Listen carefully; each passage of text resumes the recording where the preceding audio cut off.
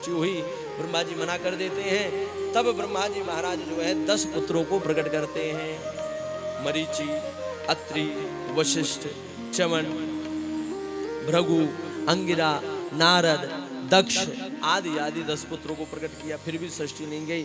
तब ब्रह्मा जी के शरीर से एक स्त्री और एक पुरुष का जोड़ा प्रकट हुआ है।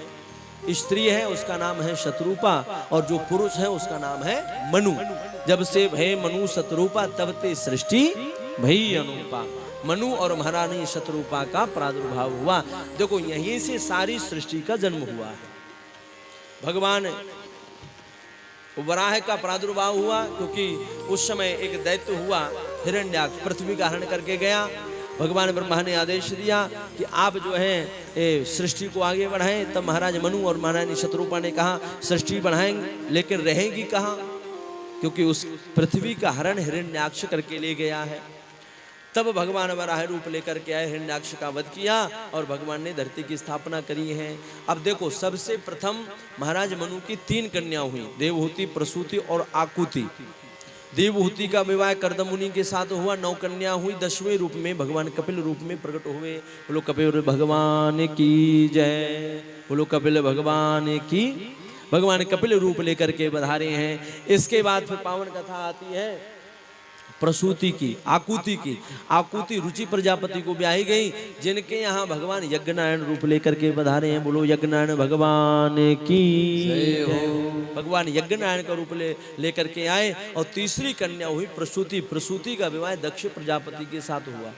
दक्ष प्रजापति की 16 कन्या हुई। 13 कन्या धर्म को दी गई, स्वाहा नाम की कन्या देवताओं को दी गई और स्वधा नाम की जो कन्या थी वो पितरों को दी गई। और सती नाम की कन्या का विवाह भगवान शंकर के साथ हुआ।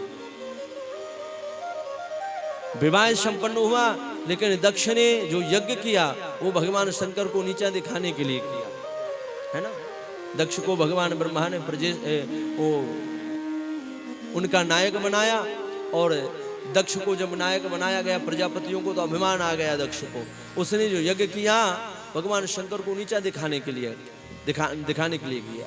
देखो धर्म कभी भी किसी को नीचा दिखाने के लिए नहीं करना चाहिए। नीचा दिखाने के लिए बाद में उल्टा प्रभाव पड़ा। श्री राधे, बाद में उल्टा क्या हुआ, बाद में यज्ञ पूर्ण ही नहीं हुआ, विध्वंस हो गया। माता सती ने देह त्याग किया और देह त्याग करने के बाद उसको बकरे का सिर लगाया गया। भगवान वीरभद्र का प्रादुर्भाव हुआ और भगवान शंकर ने बाद में बकरे का सिर लगवा करके ही बाद में फिर जो है यज्ञ की पूर्णाहुति करवाई है। उनके जो 2 पुत्र हुए महाराज प्रियव्रत के, वो मनु के, उन 2 पुत्रों की कथा ये है। एक का नाम था प्रियव्रत, दूसरे का नाम था उत्तानपाद। उत्तानपाद की सबसे पहले उत्तानपाद की कथा है। उत्तानपाद की 2 पत्नियां हैं, एक का नाम है सुनीति, एक का नाम है सुरुचि। ये उत्तानपाद कौन है, ये जीव ही उत्तानपाद है। देखो कहानी तो आपको सबको पता है, कथा आपने कई बार सुनी है। इसका जो आध्यात्मिक भाव है वो हम आपको बताएंगे और थोड़ी देर में बहुत ही जल्द हम भगवान का दिव्य नंद उत्सव धूमधाम के साथ मनाएंगे, क्योंकि कथा तो बहुत है लेकिन आज भगवान का दिव्य नंद उत्सव मनाना है। तो आज की कथा में भगवान का सुंदर जो है, आप सबको बधाई लेकर के बस 15-20 मिनट की कथा और शेष है। आप सभी लोग बैठे रहें। आज भगवान का मंगलमय नंद उत्सव जन्मोत्सव मनाया जाएगा। तो आज सबको बढ़िया जो है बधाई लेकर के जाना है। और जिन लोगों ने गौ माता के लिए सेवा करी है बाद में वो आकर के भागवत जी का आशीर्वाद जरूर ग्रहण करेंगे। आप सबको बाद में बुलाया जाएगा और एक एक करके आप आकर के भागवत जी का आशीर्वाद और प्रसाद लेकर ही बाद में प्रस्थान करेंगे।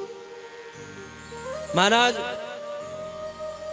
उत्तानपाद कौन है, बोले उत्तमस्य पाद से स उत्तानपादा। जो ऊंचा पद पाना चाहता है वही उत्तानपाद है। उत्तानपाद के यहाँ जो सुनीति नाम की पत्नी है उसके यहाँ ध्रुव का जन्म हुआ और सुरुचि के यहाँ उत्तम का जन्म हुआ है। ध्रुव पिता की गोद में बैठना चाहता था, उसने लिया और लेकर के नीचे धड़ाम से फेंक दिया ध्रुव को सुरुचि ने। बाद में ध्रुव जी गए और नारद जी महाराज की प्राप्ति हुई और नारद जी महाराज ने उपदेश किया और नारद जी की कृपा से ध्रुव जी को भगवत तत्व की प्राप्ति हुई है, भगवान की प्राप्ति हुई। और बाद में ध्रुव जी महाराज जो है 7 शरीर भगवत धाम को प्रस्थान कर गए हैं। देखो जीवन में ध्यान रखो, जो व्यक्ति भगवान का भजन करता है या भगवान की कथा सुनता है, भगवान के भजन में लीन रहता है, काल भी उसका कुछ नहीं बिगाड़ पाता है। मृत्यु मूर्धनिम पदम दत्वा आरूरोहाद्भुतम ग्रहम, ये कथा इस बात को सिद्ध करती है कि काल भी डर जाता है। यम डर प्यो जब दास कहायो, मदन गोपाल शरण तेरी आयो। जब जो भगवान की शरण चला जाता है तो यमराज भी महाराज डर जाता है। ये भगवान के शरण में जाने की महिमा है, भगवान की कथा सुनने की महिमा, भगवान का भजन करने की महिमा है, उनका जो है प्रभाव है। इसके बाद महाराज प्राचीन बरी हुए, प्रिव्रत के पुत्र हुए आग्नेय, आग्नेय के पुत्र हुए नाभ, नाभ के पुत्र हुए ऋषभदेव, और ऋषभदेव के 100 पुत्र हुए, 81 पुत्र कर्मकांड के रचयिता हुए, और बाद में 9 पुत्र 9 खंड के अधिपति कहलाए। 9 पुत्र जो है 9 योगेश्वर कहलाए। एक पुत्र हुआ जिसका नाम हुआ भरत। भरत के नाम से ही हमारे देश का नाम भारतवर्ष रखा गया है। भरत जी महाराज जो है बाद में अपने पुत्रों को राज्य देकर के भगवान के भजन के लिए जंगल पधारे, और जंगल में जाकर मृग से मोह हुआ, और मोह होने के कारण मृग बने, बाद में जड़ भरत के रूप में अवतरित हुए हैं। रहुगण को उपदेश किया, भवाटवी आदि का वर्णन, बड़ी बड़ी कथाएं कही हैं। इसके बाद फिर जो है नाम की महिमा में अजामिल की पावन कथा कही गई। अजामिल नाम का एक ब्राह्मण था, कानकुब्ज दुजश्री सा, कानकुब्ज वंश में कानकुब्ज अजामिल, कानकुब्ज गोत्री ब्राह्मण था, नाम था अजामिल। इसने अपने पुत्र का नाम नारायण रखा। जब ये मरने लगा तो यमराज के दूत आए, तो इसने अपने पुत्र को पुकारा, और पुत्र को पुकारने के कारण भगवान जो है सामने आकर के खड़े हो गए। भगवान के दूतों ने इसको छुड़वा दिया, और भगवान के दूतों ने छुड़वाया, और बाद में जो है इस अजामिल को पश्चाताप हुआ, और बाद में भगवान को प्राप्त करने के लिए इसने भगवान का भजन किया, भगवान की प्राप्ति करी। इसके बाद भगवान ने भक्त के विश्वास को सिद्ध करने के लिए हिरण्यकश्यप नाम का दैत्य हुआ, इसने भजन किया, और बाद में भगवान जो है इनके यहाँ खम्भ फाड़ करके महात्मा प्रहलाद के द्वारा प्रकट हुए हैं। भगवान नृसिंह का प्रादुर्भाव हुआ, और नृसिंह भगवान ने प्रहलाद के ऊपर कृपा करी, भक्तों पर कृपा करी है। इसके बाद तो पावन कथा आती है कि भगवान की कृपा जो है सिर्फ मनुष्यों पर नहीं होती, भगवान की कृपा हर एक जीव पर होती है। भगवान कृपा सब पर करते हैं, बस आपकी लगन सच्ची होनी चाहिए। भगवान ने जो है एक ग्राह था, एक गजेंद्र था, हाथी पर भी भगवान ने कृपा करी है। गज और ग्राह की पावन कथा ये सरोवर में गया और जाकर के इसने जल पिया, वहाँ एक ग्राह ने पकड़ लिया, मगरमच्छ ने। इसने भगवान को आवाज लगाई, भगवान प्रकट हुए, और भगवान हरि अवतार लेकर आए, भगवान ने ग्राह और गजेंद्र दोनों का उद्धार किया है। बोलो भक्त वत्सल भगवान की जय, बोलो भक्त वत्सल भगवान की जय। तब महाराज ये जो गजेंद्र था अपनी योनि से मुक्त हो गया और भगवान के भजन में लीन हो गया, और एक ही बात भगवान से कहता था, आइए हम सब मिलकर के भजन का आनंद लें। इसके बाद भगवान की नंद उत्सव की पावन कथा में भक्ति भाव से प्रवेश करेंगे। हो मेरी लगी श्याम संग प्रीत,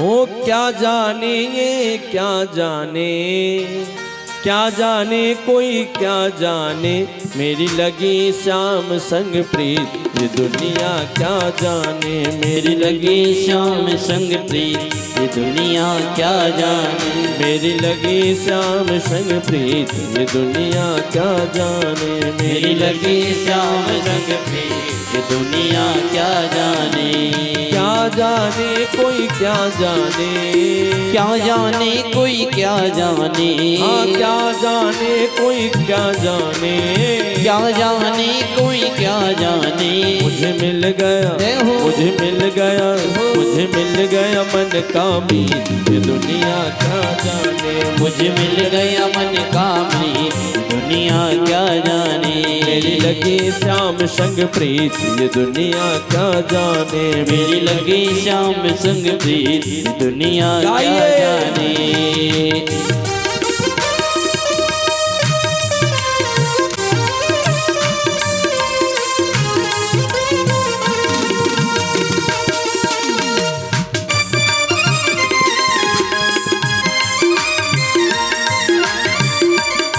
देखो आज भगवान का नंदोत्सव है, और नंदोत्सव में हमारे यहाँ जब ब्रजवासी जो थे महाराज, जब भगवान को जन्म भयो, आज भी ब्रज में आप होरी को दर्शन करो, कैसो बढ़िया नृत्य हो है, कितना बढ़िया नाचते हैं।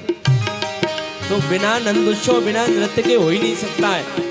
तो जिनको भी ठाकुर जी की आने की खुशी है और जिनके मन में ये होए कि हमारे घर में ठाकुर जी हमारे हृदय में आके बैठे, तो वो सब खड़े होकर जिसका मन करे नाच सकता है भगवान के दरबार में। और सभी कहे ओ क्या जाने कोई क्या जाने, कोई क्या जाने, हाँ क्या जाने कोई क्या जाने, क्या जाने कोई क्या जाने। मुझे मिल गया, मुझे मिल गया, मुझे मिल गया मन कामी, ये दुनिया क्या जाने। मुझे मिल गया मन कामी, ये दुनिया क्या जाने।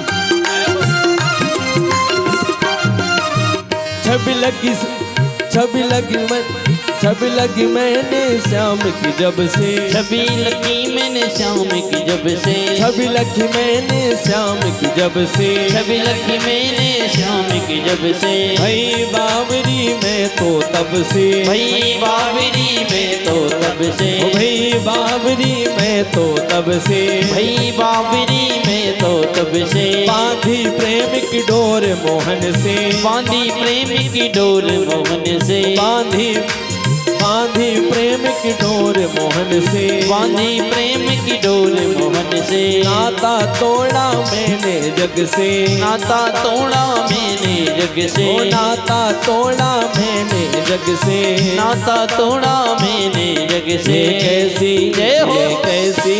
ये कैसी पागल प्रीत, ये दुनिया क्या जाने। ये कैसी पागल प्रीत, दुनिया क्या जाने। मेरी लगी श्याम संग प्रीत, ये दुनिया क्या जाने। मेरी लगी श्याम संग प्रीत, ये दुनिया क्या जाने। जय हो।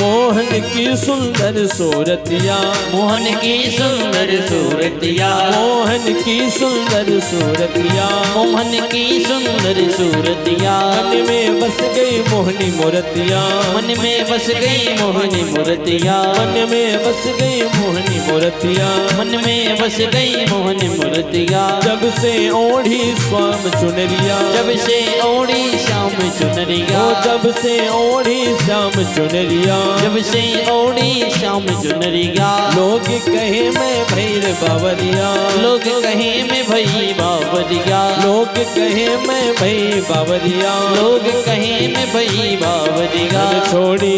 मैंने छोड़ी जग की रीत, दुनिया क्या जाने। मैंने छोड़ी जग की रीत, दुनिया क्या जाने। वो क्या जाने कोई क्या जाने, क्या जाने कोई क्या जाने, क्या जाने कोई क्या जाने, क्या जाने कोई क्या जाने। मेरी लगी जय हो, मेरी लगी जय हो, मेरी लगी श्याम संग प्रीत, दुनिया क्या जाने। मेरी लगी श्याम संग प्रीत, दुनिया क्या जाने। जय हो।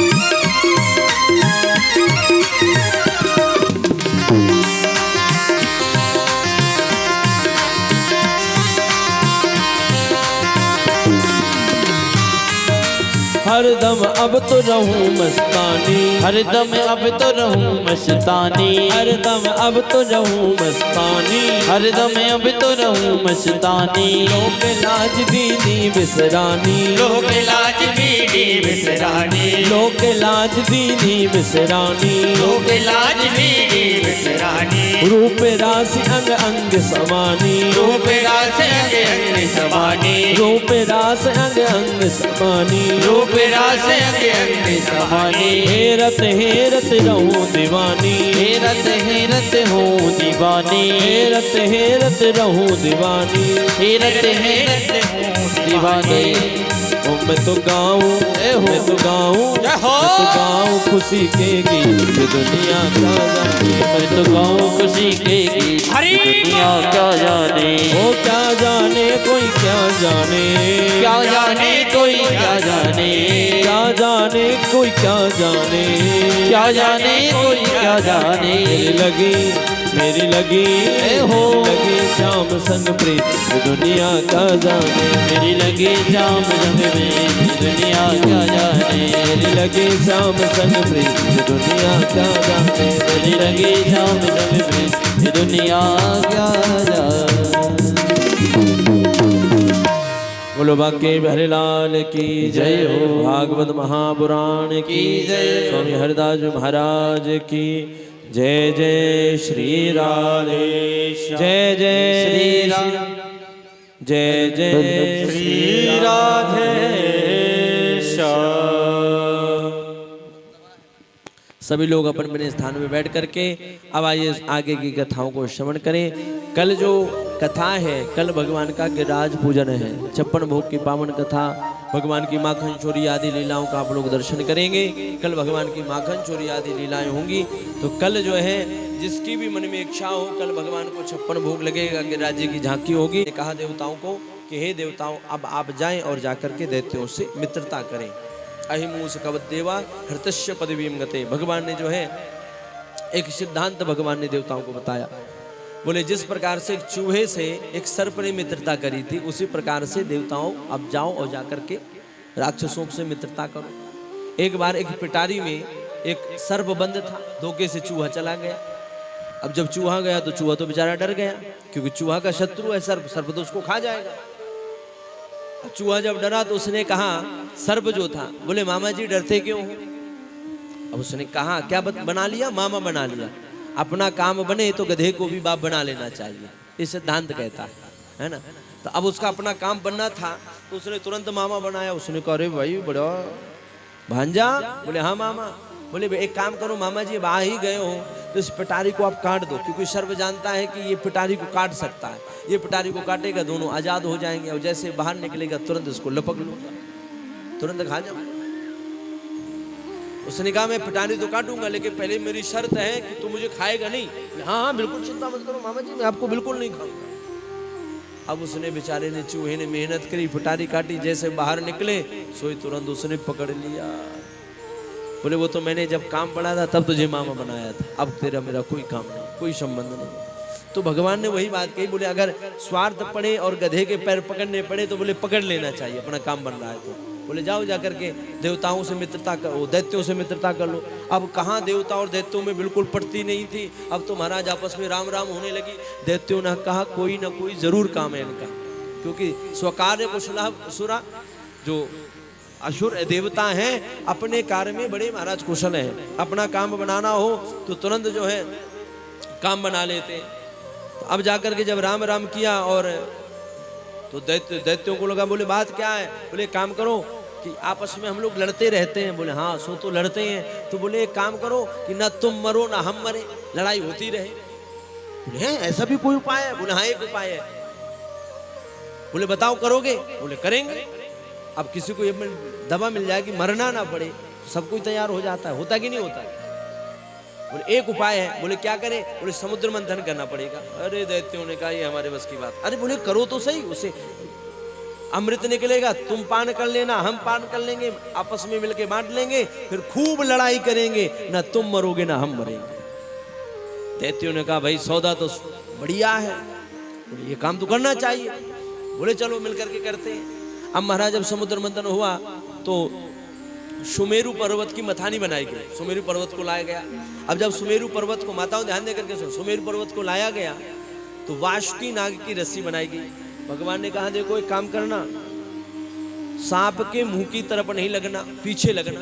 बोले महाराज हम उनसे कहेंगे अगर कि हम आगे लगेंगे, वो हम मुंह में नहीं लगेंगे तो वो कभी नहीं लगने देंगे। तो भगवान ने एक युक्ति बनाई। भगवान ने कहा एक काम कहना करना, तुम ये कहना कि देखो हम बड़े बाप के बेटे हैं, हम देवता हैं, इसलिए आगे हम लगेंगे, मुंह की तरफ हम रहेंगे, तुम दैत्य हो इसलिए पीछे तुम लगोगे। दैत्यों की उल्टी बुद्धि। दैत्यों ने कहा अगर ऐसी बात है तो अब समुद्र मंथन ही नहीं होगा, लगेंगे तो हम ही आगे लगेंगे। भगवान ने कहा था कि आगे नहीं लगना है, क्योंकि आगे जब वो विष निकलेगा तो उसके मुंह से लौ निकलेगी, लपट निकलेगी वासुकी नाग के मुंह से, तुम काले पड़ जाओगे, बड़ा कष्ट होगा। दैत्यों ने कहा बोले अगर ऐसी बात है बड़े बाप की तो बोले हम भी कश्यप की ही संतानें हैं, तुम संतान हो तो हम भी उसी बाप के बेटे हैं, अब हम ही आगे लगेंगे। हैं दोनों कश्यप की, एक दिति के हैं एक अदिति के हैं। तो अब जब महाराज ये बात हुई तो देवता मन ही मन बड़े खुश हुए, बोले युक्ति काम कर गई। बोले कोई बात नहीं भैया, करना तो है ही, एक काम करो भैया आप ही आगे लग जाओ। अब जब मंथन प्रारंभ हुआ, अब महाराज जैसे मंथन हो तो नाग के मुंह से भयंकर लपटे निकले। अब आपस में राक्षस जो बोले थे वो दूसरे जो नहीं बोले थे, जो शांत खड़े थे, वो कहते और बन जा बड़े बाप का बेटा है, अरे बढ़िया पूछ में लग जाते तो ये कष्ट ही नहीं उठाना पड़ता, और बन ले बड़े बाप का बेटा। कई बार होता है बड़ा बनने में बड़ा महाराज बड़ा मुश्किल हो जाता है, कई दुश्मन बन जाते हैं। इसलिए जीवन में हमेशा सामान्य बने रहो, ये जीवन में ध्यान रखना। जैसे हो वैसे, ज्यादा बड़ा बनना भी खतरे से खाली नहीं होता है। ज्यादा बड़े बने तो दुश्मन भी हजारों हो गए। इसलिए हमेशा भगवान से प्रार्थना करिए कि सामान्य गाड़ी बढ़िया चलती रहे, जीवन बढ़िया चलता रहे।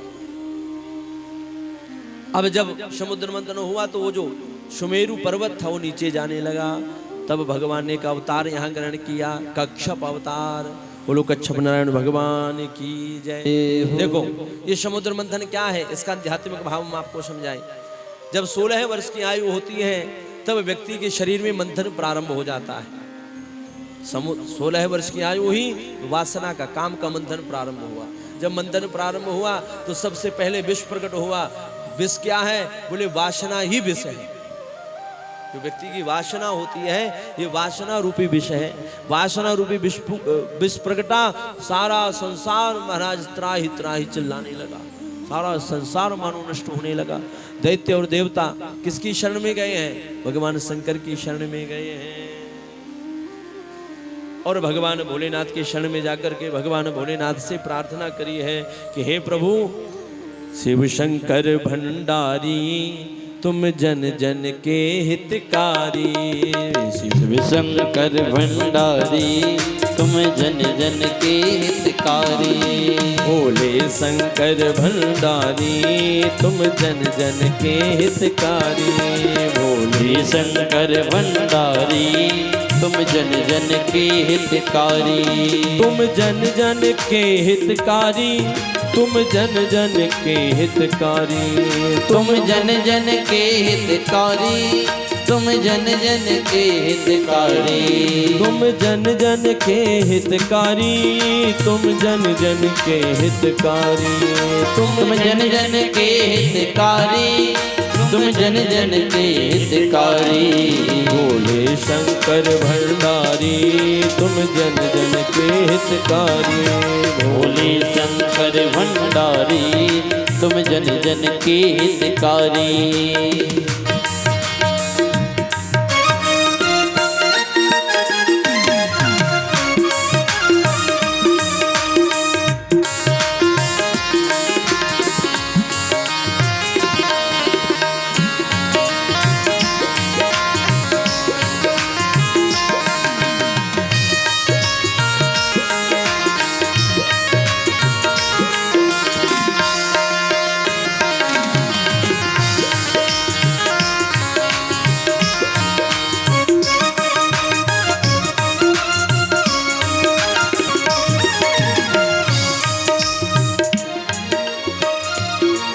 जब सागर मंथन होने लगा तब कालकूट विषता निकला। जब सागर मंथन होने लगा तब कालकूट विष पान किया। तब सागर मंथन होने लगा तब कालकूट विषता निकला। जब सागर मंथन होने लगा तब कालकूट विष था निकला। आ पड़ी मुसीबत भारी, आ पड़ी मुसीबत भारी, तुम जन जन के हितकारी। बोले शंकर भंडारी तुम जन जन के हितकारी। बोले शंकर भंडारी तुम जन जन के हितकारी। बोले शंकर भंडारी तुम जन जन के हित। भगवान शंकर से प्रार्थना करी, तब भगवान भोले बाबा ने उस विष का जो है पान किया है। भगवान भोलेनाथ ने कहा, बोले पान तो करूंगा लेकिन पहले पार्वती से पूछना पड़ेगा। अब बताओ कौन सी पत्नी है जो कह दे कि विष पी लो? कोई कह सकती है? हैं? महाराज अब आजकल की होती तो जरूर कह देती, कलयुगी तो कह सकती है, हाँ पी ले कोई बात नहीं। लेकिन माता पार्वती बड़ी विडंबना में बोले, अगर मैं कहती हूँ कि विष पी लो तो बड़ी विडंबना, नहीं कहती तो बोले समाज का हित होना है। बोले महाराज जैसी आपकी इच्छा करे आप करो, आप जानो और ये देवता जानो। भगवान भोले बाबा कभी किसी को निराश नहीं करते हैं, इसलिए भगवान जो है पहले माता पार्वती से पूछते हैं, बाद में फिर उस विष का पान करते हैं। अंजलि बांधी और बांध करके जितना विष था सब भगवान घट घट करके पी गए हैं। उसको अंदर नहीं जाने दिया क्योंकि अंदर भगवान राम जी विराजमान है। हृदय में जाएगा तो भगवान को कष्ट होगा, इसलिए कंठ पे धारण किया। नाम हुआ नीलकंठ। बोलो नीलकंठ भगवान की जय हो। देखो जीवन में ध्यान रखो, जब वासना का विष प्रकट हो तो जीव को किसकी शरण जाना चाहिए? बोले भगवान शंकर की ही शरण जाइए। अगर कोई वासना रूपी विष को नष्ट कर सकता है तो भगवान शंकर ही नष्ट कर सकते हैं, और कोई वासना के विष को नष्ट नहीं कर सकता। तो जब वासना आए तो भगवान का भजन करना प्रारंभ करिए। इसलिए इस कथा का ये भाव है। देखो ये कच्छप, भगवान कच्छप अवतार लेकर के क्यों आए? कच्छप जो होता है संयम का प्रतीक होता है। कच्छप से ज्यादा संयम किसी के अंदर नहीं होता। कच्छप ही एक ऐसा जीव होता है जो कभी जो है विषय भोग नहीं करता है, संयम का प्रतीक है। ये कभी भोग वासना इसके अंदर होती ही नहीं है। इसलिए भगवान कहते हैं मैं मिलता हूँ संयम, समता और सेवा से। संयम्येन्द्रियग्रामम सर्वत्र समबुद्धया। तीन चीजों से भगवान प्राप्त होते हैं, एक संयम से, एक समता से, सबके प्रति क्षमता का व्यवहार, और तीसरी सेवा, सेवा सबकी करो। इसलिए कच्छप अवतार भगवान लेकर के आए। इसके बाद उच्चैश्रवाहाति प्रकटा, कौस्तुभमणि प्रकटी, अप्सराएं प्रकटी, लक्ष्मी जी प्रकटी, लक्ष्मी नारायण का विवाह संपन्न हो। बाद में कहीं अमृत लेकर के भगवान धन्वंतरी का प्रादुर्भाव हुआ। बोलो धन्वंतरी भगवान की जय हो। देवता और दैत्य आपस में लड़े। महाराज देवता अमृत कलश छुड़ा करके चले गए, भाग गए। 4 स्थानों में झीना झपटी हुई। जहां जहां वह अमृत का कलश, अमृत की बूंदें गिरी, वहां वहां महाकुंभ लगने लगा है। प्रयागराज, नासिक, उज्जैन और हरिद्वार की पावन भूमि में 4 स्थानों में महाकुंभ 12 वर्षों में लगता है। लगता है कि नहीं लगता है? जब सूर्य चंद्रमा कुंभ राशि में होते हैं तब जो है इसे सूर्य जो है कुंभ राशि में पहुंचता है तो महाकुंभ 12 वर्ष में लगाया जाता है। तब से ये परंपराएं, ये परंपरा जो है प्रचलित हुई है। इसके बाद महाराज देवासुर संग्राम हुआ। देवासुर संग्राम में देवता जीत गए, दैत्य हार गए। शुक्राचार्य जी आए। शुक्राचार्य जी के पास एक विद्या थी। पहले दुनिया में शुक्राचार्य जी के अलावा दुनिया में कोई किसी को जीवित नहीं कर सकता। शुक्राचार्य जी के पास ये विद्या थी पहले, मृत संजीवनी विद्या। और उसको शिव महापुराण में कहा गया है कि महामृत्युंजय मंत्र ही मृत संजीवनी विद्या है। उसको भगवान शंकर ने ही शुक्राचार्य जी को संदेश दिया था, उपदेश दिया था। लेकिन शुक्राचार्य जी हैं बड़े ज्ञानी, लेकिन अपनी विद्याओं का हमेशा दुरुपयोग करते हैं। अपनी शक्ति को राक्षसी विद्या की तरफ लगाते हैं, राक्षसों के पालन पोषण में लगाते हैं। इन्होंने क्या किया? जितने राक्षस को जीवित कर दिया। महाराज प्रहलाद के पुत्र हुए, विरोचन के पुत्र हुए, बलि के द्वारा यज्ञ करवाया, स्वर्ग पर विजय प्राप्त करी। तब भगवान एक देखो यहाँ पर एक कथा आती है, पयोव्रत की कथा। अगर किसी बहन को संतान नहीं होती है, इस व्रत को करने से उसके घर में संतान की प्राप्ति होती है। ये भागवत जी की महिमा है, ये झूठी बात नहीं है, बिल्कुल सच्ची बात है। ये व्रत अगर कोई करे फाल्गुन की महीना में शुक्ल पक्ष की प्रतिपदा से लेकर शुक्ल पक्ष की द्वादशी तक इस व्रत को अगर किया जाए, इसको कहते हैं पयोव्रत। इसमें भगवान नारायण की सेवा करनी है। जहां वराह रहते हैं, जहां सूअर रहता है, उसकी मिट्टी को लेकर के रोज स्नान करना है और भगवान नारायण की सेवा करते हुए पृथ्वी में शयन करना है और 12 दिन तक दूध पीकर ही इस व्रत को करना है। जो परंपरा, जो विधि बताई गई है, उसी विधि के अनुसार व्यक्ति अगर भगवान नारायण का जाप करते हुए और मंत्र का जप करते हुए, जो भी कन्या जिस बहन को संतान नहीं होती, इस पयोव्रत के प्रभाव से उसको पुत्र रत्न की प्राप्ति होती है। माता अदिति ने किया तो भगवान उनके घर में वामन रूप लेकर के पधारी हैं। बोलो वामन भगवान की। भगवान बलि के दरबार में गए, 3 पग पृथ्वी भगवान ने मांगी। कितने पग? 3 पग। 3 पग भगवान ने पृथ्वी मांगी है। पहले पग में भगवान ने नीचे की जितने भी अतल वितल सुतल तलातल महातल पाताल आदि लोकों को नापा, ऊपर के 7 भुवनों को नापा, 14 भुवन भगवान ने नाप लिए। भगवान ने कहा बता तीसरा पैर कहाँ रखूं? तब वो कहता है बलि की अब तीसरा पैर मेरे सिर पे रखिए, कुरुशरण्य में निजम। तब भगवान के आंख नेत्रों में अश्रु बिंदु आए और भगवान ने कहा बलि, लोग कहते मैं तो ठगने आया था, पर मैं तेरे सामने आकर के ठगा गया हूँ। और आज भगवान जो है बलि को ये वचन देते हैं कि अभी जो मनवंतर चल रहा है, इन मनवंतरों का राजा इंद्र है और आगे चल के जब मनवंतर बदलेगा तब मैं आपको स्वर्ग का राज्य प्रदान करूंगा। अभी आपको सुतल लोक का राजा बनाता हूँ। सुतल लोक का भगवान ने राजा बनाया। भगवान जो है द्वारपाल बने। माता लक्ष्मी आई, लक्ष्मी ने राखी बांधी और राखी बांध करके उन्होंने क्या किया कि बहन, जब से ही हमारे सनातन धर्म में, हमारे देश में रक्षाबंधन का विधान प्रारंभ हुआ और उन्होंने अपने उसी जो द्वारपाल, जो भगवान नारायण द्वारपाल के रूप में खड़े थे, बलि से उसी द्वारपाल को मांग लिया। भगवान लक्ष्मी नारायण अपने नित्य धाम को पधारे हैं। इसके बाद महाराज 12 अध्यायों में सूर्यवंश का वर्णन, 12 अध्यायों में चंद्रवंश का वर्णन। सूर्यवंश में महाराज बड़े बड़े प्रतापी राजा हुए, खडवांग के दीर्घ बाहु के अज के महाराज दशरथ हुए।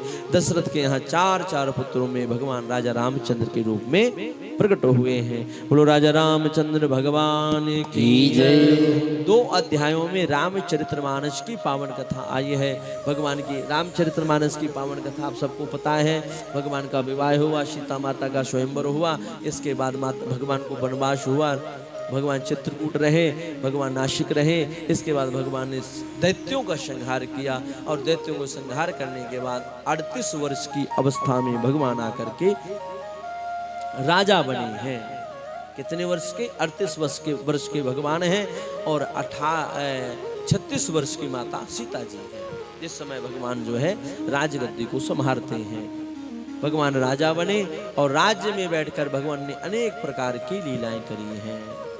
द्वय सुत सब भ्रातन केरे, 4 भाइयों के 2 बच्चे हुए। वहीं से वे सूर्यवंश की आगे वृद्धि हुई। चंद्रवंश में महाराज बड़े बड़े प्रतापी राजा हुए और इसी वंश में चंद्रवंश में ययाति हुए। ययाति से महाराज नहुष हुए, नहुष से रंतिदेव हुए और रंतिदेव के बाद इन्हीं के वंश में फिर महाराज यदु नाम के एक राजा हुए। यदु से पुनर्वसु नाम का एक राजा हुए। पुनर्वसु से आहुक नाम के एक राजा हुए और आहुक के 2 पुत्र हुए, देवक और उग्रसेन। देवक की 7 कन्या हुई, उग्रसेन के 9 पुत्र हुए। 9 पुत्रों में सबसे बड़े कंस हुए। कंस का जब जन्म हुआ तो ज्योतिषियों ने बताया कि ये बहुत बड़ा दुष्ट होगा। तो उग्रसेन ने क्या किया, कांसे में लपेटा और लपेट करके यमुना जी में प्रवाहित कर दिया।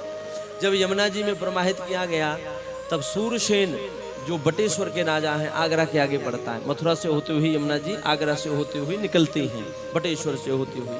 बटेश्वर के राजा है महाराज सूरसेन। उस समय प्रातः काल स्नान कर रहे थे। एक देखा कि कांसे में लपटा हुआ कोई बालक जो है बहता हुआ जा रहा है। उसको लिया हाथ में, कांसे में लपटा था, नाम कंस रख दिया गया। उसका पालन पोषण किया। इसलिए वसुदेव जी में और कंस में बड़ी मित्रता थी पहले, क्योंकि आपस में दोनों साथ में खेले हैं, कूदे हैं, बड़े हुए हैं। एक दिन नारद जी आए और नारद जी ने कहा ये तुम्हारे पिता नहीं है, तुम्हारे पिता तो मथुरा के राजा हैं। जब उन्होंने बताया तो फिर जो है कंस अपने पिता के पास चला गया। इधर देवक के महाराज वसुदेव जी के 7 विवाह हुए।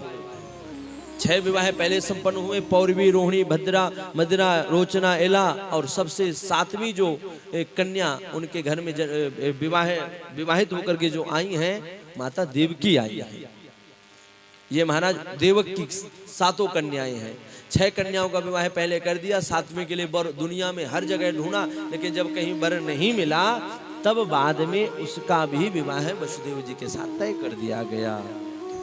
और बाद में जब विवाह तय हुआ, महाराज बेटी का विवाह जब होता है तो सारी रस्में बड़ी आनंद और बड़ी खुशी से बीतती हैं, लेकिन जब विदाई का समय आता है तब पूरा समाज, पूरा गांव रोने लगता है। बेटी का जब विदाई होती है, आज विदाई का समय आया तो जितने भी मथुरावासी से पूरे मथुरा में मानो महाराज विरह का निवास हो गया हो। चारों तरफ सबके नेत्रों में शुरबिंदु है। कंस इतना बहन से प्रेम करता था अपनी बहन को खुद विदा करने के लिए, और रथ में जो सारथी का स्थान होता है जहाँ ड्राइवर बैठता है वहां बैठ करके खुद अपनी बहन को विदा करने के लिए जा रहा है। जैसे विदा करने के लिए गया, जैसे घोड़े महाराज आगे बढ़े, सोई आकाशवाणी हुई है, हे दुष्ट कंस, जिस बहन को इतने प्रेम से तू विदा करने के लिए जा रहा है उसका 8वां पुत्र तेरा काल होगा। बस सुनते ही उसकी बुद्धि चकरा गई। देखो, दुष्ट व्यक्ति की मित्रता और दुष्ट व्यक्ति की शत्रुता दोनों ही खतरनाक है। दुष्ट की न मित्रता सही है न उससे शत्रुता सही है। दुष्ट व्यक्ति से न ज्यादा प्रेम करो और न उससे ज्यादा शत्रुता करो, सामान्य भाव से रहो। मिल जाए तो भैया राम राम, दूर दूर से रखो। ज्यादा प्रेम करोगे तो भी खतरनाक है, और ज्यादा दुश्मनी करोगे तो भी खतरनाक बन जाएगी। इसलिए दुष्ट से दूर ही रहो। उसकी न मित्रता स्थायी है न शत्रुता स्थायी है। अभी इतना प्रेम था, अब बाद में क्या हुआ, जब आकाशवाणी सुनी तो बहन के केश पकड़े, केश पकड़ करके मारने लगा। जैसे मारने के लिए दौड़ा है तो तुरंत महाराज वसुदेव जी ने उसके हाथ पकड़ लिए। हे राजन, क्या कर रहे हो? श्लाघनीय गुण सूर्य भगवान भोजयस्करा सकतम भग्निम हन्या स्त्रिय मुदवा परमणि। हे राजन, आपका नाम भोजराज है, पूरा संसार, पूरा ब्रह्मांड जानता है। आप अपनी बहन का वध करोगे। एक तो आपकी ये स्त्री है, और एक वीर पुरुष को ये शोभा नहीं देता कि एक स्त्री पर वार करे, और दूसरी बात ये आपकी बहन है, आपको शोभा नहीं दे रहा है। और हे राजन, आप तो मृत्यु से ऐसे डर रहे हैं जैसे कि आपको मरना ही नहीं है। देखो राजन, दुनिया में जो आया है उसको एक न एक दिन मरना है। मृत्युर जन्म बताम मीरा देहे न सहजायते अद्यवाद शतांते वा मृत्युर्वै प्राणिनाम ध्रुवः। हे राजन, दुनिया में अगर कुछ सत्य है तो मात्र मृत्यु सत्य है, मृत्यु के सिवा कुछ भी सत्य नहीं है। अद्यवाद शतांते वा, जन्म हुआ, जन्म के साथ मृत्यु ने भी जन्म ले लिया। इसलिए दुनिया में कुछ सत्य है तो मृत्यु सत्य है। इसलिए आप सोच मत करिए, जिसको जो आया है कि एक दिन मरना है। बहुत समझाया लेकिन बात समझ में नहीं आई। तब कहा कि आपको देवकी से कोई भय नहीं है, देवकी के पुत्रों से भय है। इसलिए पुत्रान समर्पयस्य यतस्ते भय मुक्तितम, आप भय मुक्त हो जाइए, मैं आपको देवकी के पुत्र समर्पित कर दूंगा। ये नहीं कहा कि 8 ही दूंगा, सिर्फ पुत्रों की गणना कही, सिर्फ ये वचन दिया कि पुत्र दूंगा। अब 1 दूं, 2 दूं, 3 दूं, 4 दूं, 5 दूं, 6 दूं, जो भी दूं, पुत्र दूंगा। कंस ने कहा मेरी भी एक शर्त है कि जब तक पुत्र नहीं हो जाते आपको यहीं कारागार में रहना पड़ेगा।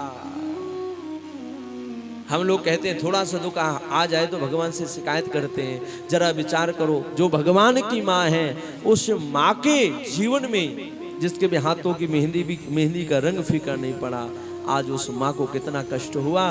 उस माता पिता को कारागार में डाल दिया गया है। बताओ, इससे बड़ा कोई आपके जीवन में कभी कोई दुख आ सकता है? इससे बड़ा दुख नहीं आ सकता है। जिसके बच्चे जन्म भी ले रहे हैं तो कहाँ जन्म ले रहे हैं? कारागार में जन्म ले रहे हैं। भैया बच्चों को थोड़ा माताओं शांत करके बैठाया करो। हैं ये बच्चे सबसे ज्यादा उपद्रव करते हैं आप लोगों को। जिसके भी बच्चे हैं इनको पीछे ले जाओ फटाफट, जल्दी फटाफट खड़े हो जाओ, खड़े हो, खड़े हो, खड़े हो, इनको उठाना सबको, जितने भी आगे सबको पीछे करो, इनको पीछे करो, ये खेलने का स्थान नहीं है, इनको पीछे कर दो, सबको उठा करके ले जाइए आप, इनको ले जाओ, बिल्कुल इनको पीछे बैठा करके आओ।